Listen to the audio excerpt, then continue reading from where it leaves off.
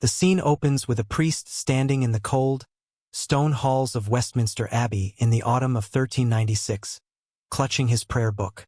The air is thick with anticipation, as servants scurry about in preparation for what will be an unprecedented royal wedding. The bride, a young princess from France, has arrived, Isabella of Valois, daughter of King Charles VI. At only 6 years old, she is to marry King Richard II of England, a man nearly 3 times her age. The priest, having witnessed countless marriages throughout his life, is taken aback by the youth of the bride. It is clear that this is no ordinary wedding. As the great oak doors swing open, the wedding party enters, and the priest's eyes widen in disbelief. King Richard, standing tall and regal at 29, is a vision of royal authority, his golden hair shimmering in the light filtering through the stained glass windows. But beside him walks a child, a fragile figure in an elaborate French gown, her tiny hand swallowed entirely by the king's gloved palm. This is Isabella, the new Queen of England. The ceremony begins, and the priest watches the child, her large, dark eyes filled with curiosity, taking in the grandeur of the abbey. The atmosphere is one of reverence and awe, but also a sense of discomfort as the political necessity of the marriage clashes with the innocence of a child. Richard's vows are gentle, almost protective, reflecting not a romantic love, but a king's duty to secure peace through this union. The priest cannot help but wonder what fate awaits this tiny girl, her future now bound to a kingdom and a man who are both foreign to her.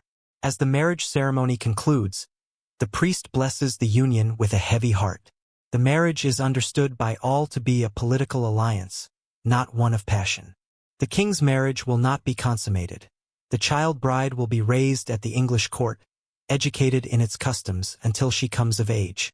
And though this is the way of royal marriages, the priest feels a sense of foreboding for the child queen, wondering what her life will hold in a world that uses her as a mere pawn in a deadly game of politics. The political landscape of medieval Europe is one of almost constant warfare, and for nearly 60 years, England and France have been locked in the brutal 100 Years' War. The conflict, sparked by English claims to the French throne, has devastated both kingdoms, leaving the people weary and the treasuries depleted. In 1395, with the war showing no signs of ending, both kingdoms begin to seek peace. But peace, as always, requires more than just words. It demands bonds that cannot be broken.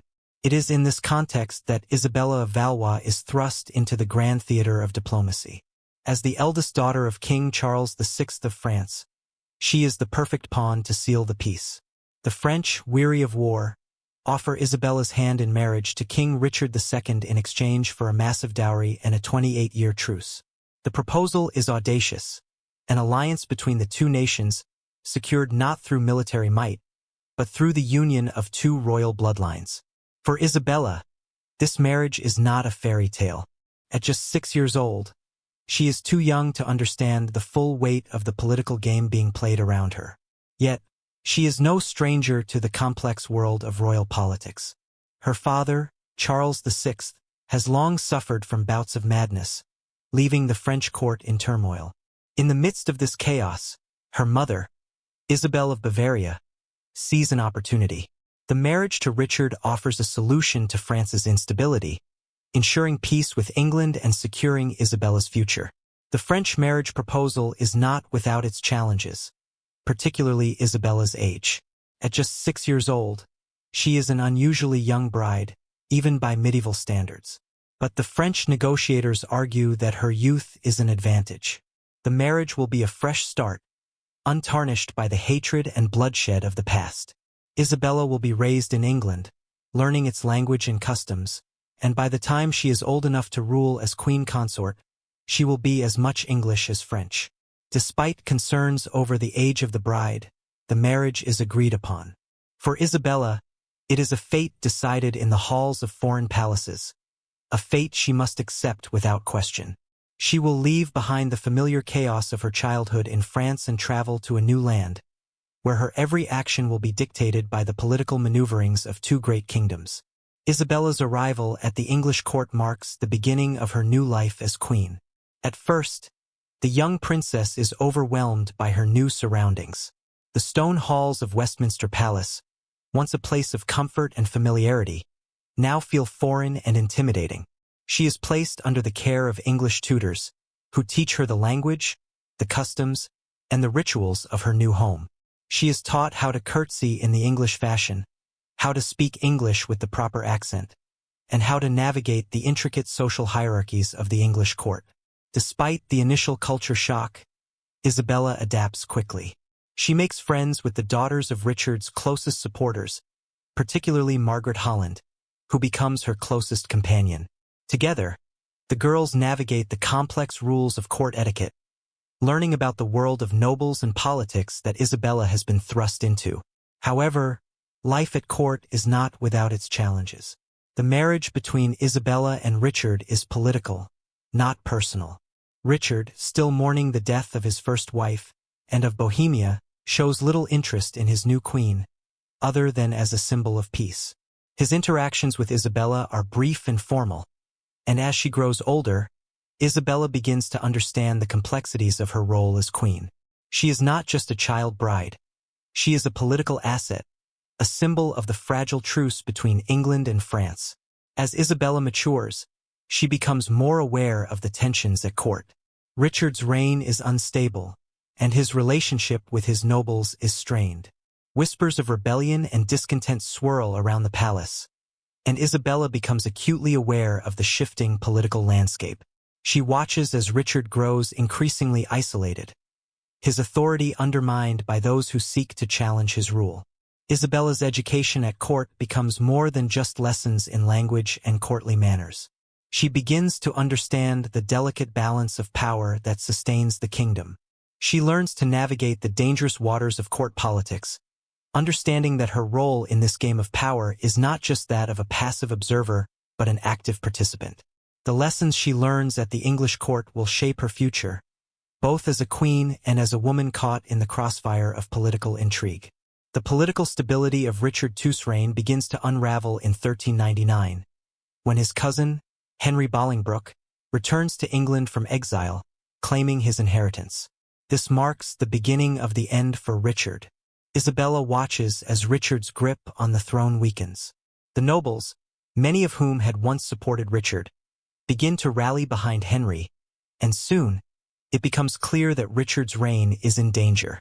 Isabella, now 9 years old, finds herself caught in the middle of a political crisis.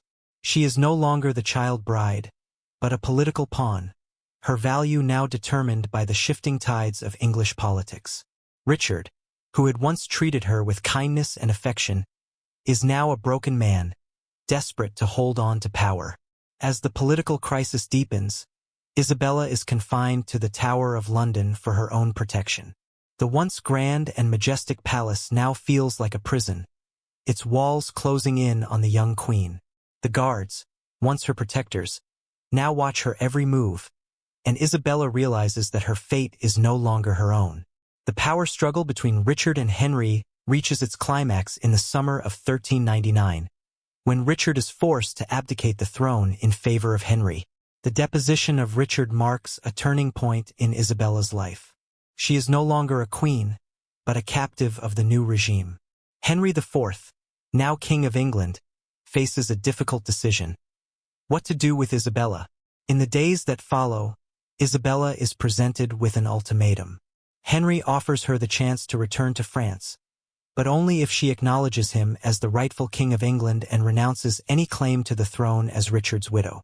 It is a decision that will shape her future, forcing her to choose between her loyalty to her dead husband and her loyalty to her father, Charles VI of France.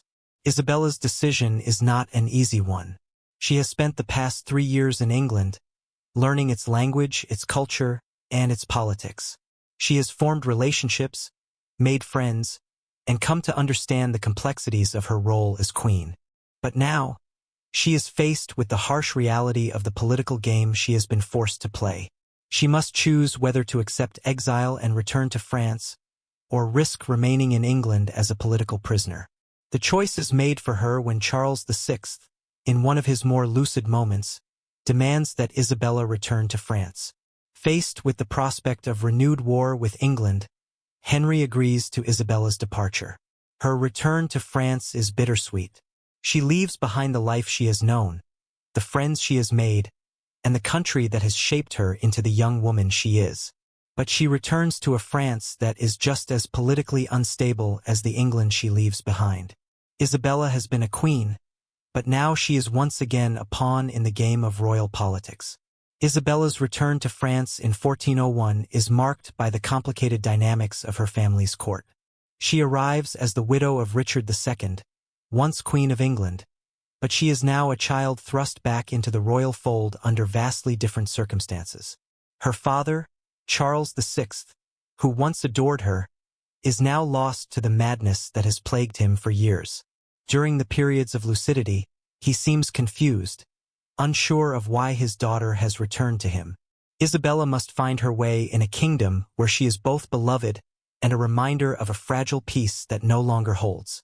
Her mother, Isabel of Bavaria, welcomes her back with open arms but also with a calculating gaze.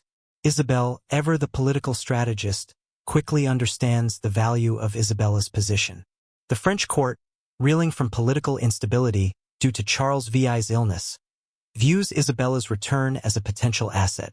Though Isabella has spent much of her life in England, her status as a former queen makes her a powerful symbol for France.